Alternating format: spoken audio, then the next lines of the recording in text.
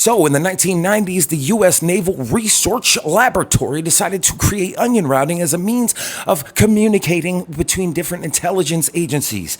They figured out that Morse code just was not working anymore and that foreign adversaries could intercept their communication. We had something called Freenet, which was basically a file sharing network that worked amongst these agencies. In 2004, we saw the launch of the Tor browser as an open public network that allowed millions to use it and have unidentified interactions on them. So in 2010, we saw the rise of Bitcoin and thus the creation of Silk Road. And a guy named Ross Ulbricht was behind the whole thing. Eventually, he would end up getting blackmailed by some folks in the LSD community, which turned out to be a federal agent. He tried to hire some bikers to get somebody whacked, and then he ended up doing life in federal prison. So shout out to Ross Ulbricht. What's up, dog? Moving right along. Nowadays, we've seen the evolution of the darknet happen in so many different shapes and forms.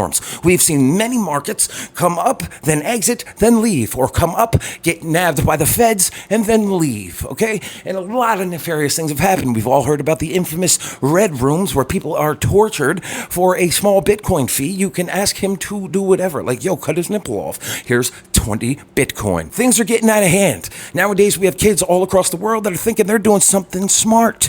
Yep, they're like, nope, I'm not going to no plug. I shall be the plug. But anyway, we're going to bring up some cases of some people that were dabbling on the darknet and how they fucked their life up. Which brings me to the case of Anthony Bain Burns. So a 19-year-old kid decided he was going to start trafficking LSD, DMT, MDMA, ecstasy. Turned out that he got a little full of himself. He would start to invest in firearms, and soon enough, the feds would nab him up. He was charged with almost 17 counts of trafficking and is now looking at 20 years to life in federal prison. But then we have Spencer Chase, a 28-year-old man from Punta Gorda, Florida.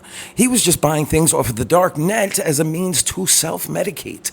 Although he did start buying a plethora of different items and like 12 different things, it was all in personal use amounts. See, what happened was at a airport where they have all of your packages going in and out, a K9 unit was alerted by one of his packages. They would do a controlled buy. That means that they actually control the package, and then the police pretend to drop it off to you. Once you receive it, you are now claiming ownership of that, and they gotcha.